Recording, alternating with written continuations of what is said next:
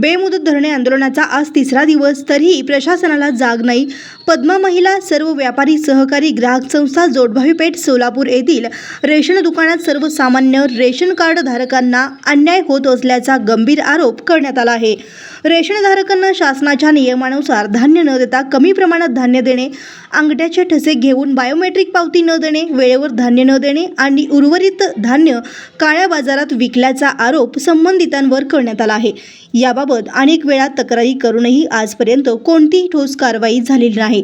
त्यामुळे श्री वीरभद्र महिला मंडळाच्या वतीने संबंधित रेशन दुकानाचा परवाना तात्काळ रद्द करून दोषींवर कठोर कारवाई करावी या मागणीसाठी बेमुदत धरणे आंदोलन सुरू करण्यात आले आहे। आज आंदोलनाचा तिसरा दिवस आहे, मात्र अद्यापही प्रशासनातील एकाही जबाबदार अधिकाऱ्याने आंदोलनाची दखल घेतलेली नाही। हा प्रशासनाचा निष्काळजीपणा आणि सर्वसामान्य नागरिकांच्या न्याय मागणींकडे केलेले दुर्लक्ष असल्याची भावना आंदोलनकर्त्यांनी व्यक्त केली आहे। जोपर्यंत दोषींवर कठोर कारवाई होत नाही आणि रेशनधारकांना न्याय मिळत नाही, तोपर्यंत हे आंदोलन सुरूच राहणार असल्याचा इशारा आंदोलनकर्त्यांनी दिला आहे।